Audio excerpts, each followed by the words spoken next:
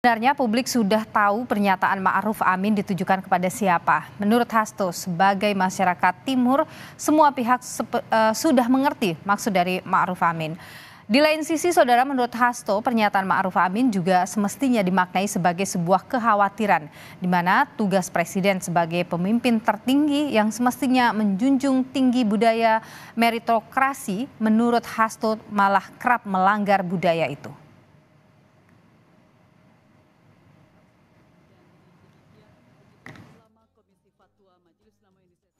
Ya, semua paham apa yang disampaikan oleh Pak Wapres, Pak Haji Ma'ruf Amin, yaitu kalau kita sebagai bangsa Timur sangat memahami pernyataan tersebut, ya itu udah tahu mana yang ditujukan dari pernyataan Kiai Ma'ruf.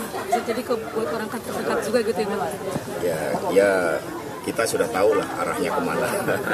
Jadi sekarang justru yang kita khawatirkan kan budaya proses yang seharusnya ditunjukkan oleh pemimpin tertinggi bangsa ini ternyata justru sering di-bypass melalui sebuah proses yang tidak mencerdaskan budaya meritokrasi, budaya mengukir prestasi. Wapres Ma'ruf Amin sebelumnya berbicara mengenai umat manusia yang bisa memilih beriman atau tidak serta menentukan jalan hidupnya saat pembukaan Ijtima Ulama Komisi Fatwa MUI se-Indonesia Rabu lalu. Namun Ma'ruf saudara mengatakan ada hal yang manusia tidak bisa pilih atau sudah merupakan keputusan Allah. Ma'ruf menyebut manusia tidak bisa memilih siapa orang tuanya. Ia pun mencontohkan jika bisa memilih orang tua, seorang anak akan memilih menjadi anak seorang presiden. Pak Gubernur, walaupun sekarang jadi Gubernur Bangka Belitung, lahirnya di Aceh, nggak bisa. Saya milihnya lahir di Bangka, nggak bisa. Betul? Nggak ada orang bisa milih saya mau lahir di mana, nggak ada. Majbur, makhurina, majburina. Orang tidak bisa milih siapa bapaknya, siapa ibunya. Apa bisa milih? Kalau bisa milih bisa saja. Saya pengen jadi anak presiden. Tapi kan nggak bisa. Ya, itu majbur. Sementara itu pengamat politik Ujang Komarudin menilai pernyataan Wakil Presiden Ma'ruf Amin yang ingin menjadi anak presiden sebagai sebuah sindiran tajam. Menurut Ujang, hal itu merujuk pada perilaku spesial yang didapatkan anak Presiden Jokowi sebagai imbas dari gugatan aturan hukum. Ia menyebut saat Gibran mendapat karpet merah maju Pilpres lewat putusan di Mahkamah Konstitusi, perilaku serupa diperoleh Kaisang lewat putusan gugatan PKPU di Mahkamah Agung. Tidak ada asap jika tidak ada api, tidak ada pernyataan kalau tidak ada problem, kalau tidak ada masalah. Oleh karena itu saya melihat apa yang disampaikan oleh Pak Ma'ruf Amin adalah bentuk sindiran, bentuk kekecewaan dalam hati yang ditumpahkan dalam pernyataannya itu. Karena memang anak presiden itu sangat spesial, kebijakan institusi bahkan mempengaruhi kepentingan bagi anak sang presiden itu untuk membuka jalur karpet merah bagi kepentingan politiknya. Membaca makna di balik pernyataan Wapres Ma'ruf Amin yang jika boleh memilih ia ingin menjadi anak seorang presiden. Kenapa Wapres tiba-tiba membuat perumpamaan atau pengandaian seperti ini? Dan siapa sebenarnya yang sedang disindir oleh Wapres? Kita perbincangkan hal ini, saudara, sudah ada juru bicara Wakil Presiden Mas Duki Bedlowi dan juga ada Direktur Eksekutif Indikator Politik Burhanuddin Mutadi. Selamat sore Bapak-Bapak, sehat selalu. Sore. Saya ingin ke Bu Mas Duki dulu ini soal pernyataan. Kenapa sih pernyataan ini bisa tiba-tiba keluar dari Wapres?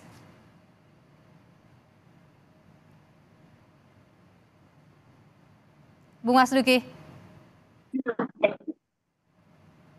Ya, jadi pertama saya ingin menjelaskan dulu soalnya terlebih dahulu, ya, bahwa masalah ini lebih karena banyak disalahpahami dan diinterpretasi terlalu jauh oleh pihak publik, ya, dan sebenarnya ini kan acara di MUI ya, yang Wapres itu berpidato mengenai pentingnya bagaimana menjaga toleransi. Menjaga toleransi itu kan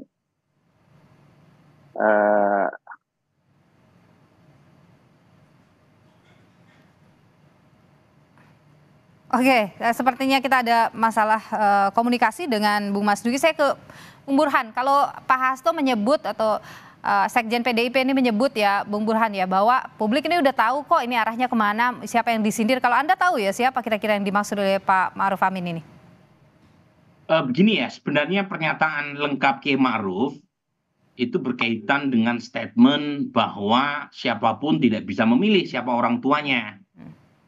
Kalau misalnya seseorang menjadi putra presiden atau putri presiden, yaitu takdir, kira-kira begitu. Nah, kalau boleh milih, saya juga pengen jadi anak presiden. Nah, pernyataan yang terakhir ini memang tidak bisa disalahkan kalau publik mengaitkan dengan privilege yang dinikmati oleh putra-putri presiden. Dan kebetulan dari sisi timing, pernyataan tersebut nyaris bersamaan dengan keputusan MA yang tanda kutip ya menunda atau mengubah berkaitan dengan batas usia minimum buat calon kepala daerah. Yang kita tahu netizen mengaitkan dengan Mas Kaisang. Tapi lagi-lagi ini dari sisi koinsidensi. Meskipun tentu saja publik kemudian mengaitkan dengan banyak hal termasuk politisi seperti Mas Hasto kan.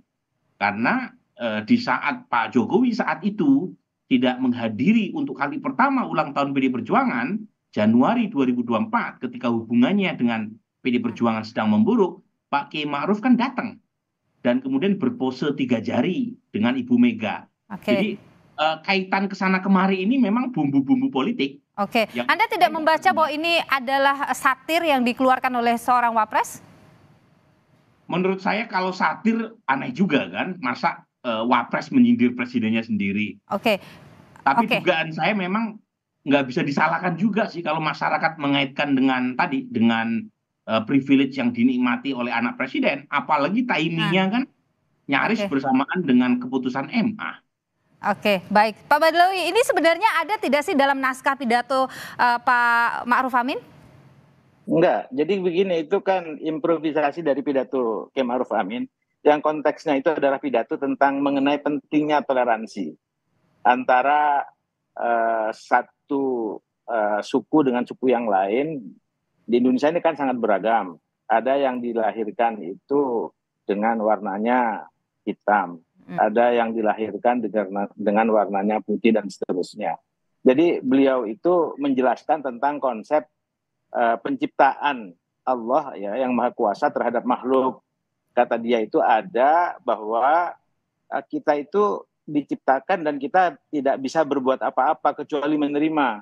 Misalnya kita diciptakan kenapa hidungnya pesek, kenapa hidungnya mancung dan seterusnya. Kenapa kulitnya putih, kenapa kulitnya hitam dan seterusnya. Termasuk akhirnya kenapa menjadi anaknya raja, menjadi anaknya pejabat tinggi, menjadi lahir menjadi anaknya presiden. Semuanya itu majbur istilahnya. Majbur itu artinya sesuatu yang memang given, nggak bisa kita tolak, gitu loh.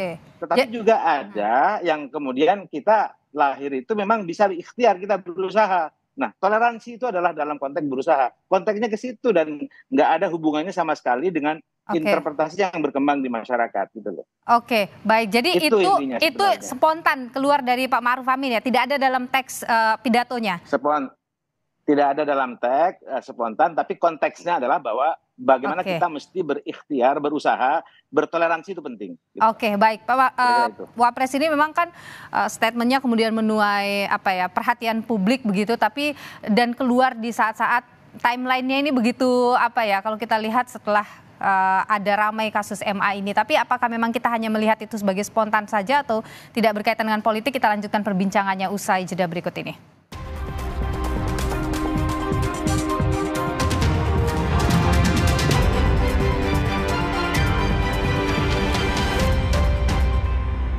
Kami lanjutkan kembali perbincangan di Kompas Petang, Saudara. Saya ingin ke Bung Badlawi dulu. Jadi kenapa sih pengandaian itu harus menggunakan pengandaian jika bisa memilih jadi anak presiden gitu. Kenapa itu yang dipilih sebagai pengandaiannya, Bung Bahlil? Ada perbincangankah sebelumnya atau seperti apa? Enggak, jadi itu kan sesuatu hal yang dalam pidato-pidato tertentu Wapres ada teks, lalu kemudian juga biasanya dia memberikan ilustrasi yang sifatnya spontan. Dan bahkan itu di 2 event, karena kemarin itu kan memang rangkaian kunjungan, pertama ke Babel, yang kedua ke Aceh. Itu dua-duanya disebutkan itu, anak presiden, anak raja, menjadi anaknya pejabat tinggi, menjadi orang lahir, itu semuanya tidak dikehendaki oleh kita, itu Allah semata-mata, itu wilayah yang kita tidak bisa memilih, dia bilang. Tetapi juga ada wilayah yang kita bisa memilih. Jadi tidak benar kalau diinterpretasi bahwa seakan-akan itu adalah kekecewaan antara Pak Wapres kepada presiden. Selama ini hubungan Wapres dengan presiden baik-baik saja, nggak ada masalah itu. Bahkan berulang kali Wapres itu mengibaratkan dirinya itu, kalau saya itu kan dengan presiden kan ibarat seperti main badminton double, supaya harus kompak. Itu yang selama ini dipertahankan oleh Wapres sampai saat ini terus, dan itu akan dipertahankan sampai akhir. Baik, Bu Bahlil, setelah ini ramai-ramai ada tanggapan dari Wapres, Pak Ma'ruf? Enggak, Wapres tenang-tenang aja, gitu-gitu dia tahu aja, orang-orang yang ada aja bilang gitu aja. Nggak ada itu. Lalu saya baru ngobrol sama Wapres sebelum ini dan nggak ada masalah. Nggak ada itu, dia bilang gitu. Jadi Wapres tidak menanggapi ya saat ramai di luar ditafsirkan? Enggak. Oke, baik. Kalau menanggapi karena memang tidak ada maksud apa-apa. Baik, Bung Burhan, kita tahu kalau sebelumnya juga ya di awal tahun 2024 Wapres sempat juga menyinggung saat rame-rame Gibran ya, waktu itu menyinggung juga soal etika begitu, soal rasa malu dan etika, norma sebagainya. Sekarang muncul seperti apakah itu Anda melihat sebagai gambaran bahwa ada sikap sesuatu yang ditunjukkan oleh Wapres terhadap apa yang terjadi saat ini? Jadi itu yang tadi saya bilang ya, publik kemudian mengaitkan dengan rekaman statement dari Kiai Ma'ruf beberapa bulan belakangan. Bukan hanya soal statement terkait dengan etika dan rasa malu tadi, tetapi juga kehadiran beliau di acara ulang tahun PD Perjuangan di Januari 2024, di saat Pak Jokowi sedang melakukan kunjungan luar negeri, yang kemudian Ibu Mega memakai kesempatan kehadiran Kiai Ma'ruf sambil menyindir Pak Jokowi yang dianggap sengaja, tanda kutip ya, menghindari kedatangan atau hadir di acara ulang tahun PD Perjuangan. Apalagi ada pose 3 jari bersama capres-cawapres yang diusung oleh PD Perjuangan saat itu. Jadi memang kita tidak bisa menyalahkan ya kalau publik punya semacam tafsir yang liar berkaitan dengan statement Pak Kiai Ma'ruf ya. Saya sendiri membaca lengkap pernyataan Pak Kiai Ma'ruf di acara di Bangka Belitung ya. Jadi pernyataan tersebut secara umum itu tidak ada persoalannya, karena tadi berkaitan dengan majbur, sesuatu hal yang tidak bisa dihindari karena kebutuhan. Cuma memang pilihan kata kalau boleh memilih saya menjadi anak presiden, ada 2 isu di sini ya. Satu, itu menegaskan bahwa anak presiden itu punya privilege dalam statement yang disampaikan oleh Pak Kiai Ma'ruf ya. Ini lepas soal batinnya ya, tetapi yang saya analisis dari sisi pernyataan lahiriahnya itu seolah-olah menegaskan bahwa anak presiden itu punya privilege. Setara dengan anak raja. Itu satu. Yang kedua, dari sisi timingnya itu hanya 1 atau 2 hari setelah keputusan MA yang menganulir batas usia minimum buat calon kepala daerah untuk maju di pilkada. Dan kita tahu dengan keputusan MA tersebut, itu Kaisang bisa maju baik sebagai calon gubernur atau wakil gubernur. Jadi dua hal tadi yang kemudian membuat banyak politisi ya anggap pernyataan Kiai Ma'ruf itu sebagai satir. Apapun maksud dan apa yang mendasari Kiai Ma'ruf mengeluarkan itu tentu hanya Kiai Ma'ruf yang tahu ya sebenarnya. Tapi pertanyaan saya begini, Bung Burhan. Kita nggak bisa menilai yang batin. Ya, betul. Tapi Bung Burhan, pertanyaan saya singkat saja ke Anda. Apakah Anda membaca ada hubungan tidak harmonis antara Pak Kiai Ma'ruf dengan Pak Jokowi? Saya belum lihat sejauh itu ya. Saya belum lihat sejauh itu. Selama ini Kiai Ma'ruf sangat bisa menempatkan diri sebagai wapres. Beliau tidak ingin terlihat mendahului atau mengambil porsi yang seharusnya menjadi kaplingnya presiden. Baik. Lagi-lagi yang lahir saya tidak, yang batin saya tidak tahu. Saya hanya bisa menilai yang lahir. Kita hanya bisa membaca apa yang terjadi di permukaan. Terima kasih Bung Burhanuddin Muhtadi, Direktur Eksekutif Indikator Politik, dan juga Bung Mas Duki Baidloi, juru bicara Wakil Presiden. Terima kasih sudah berbagi pandangan di Kompas Petang. Sehat selalu Bapak-Bapak.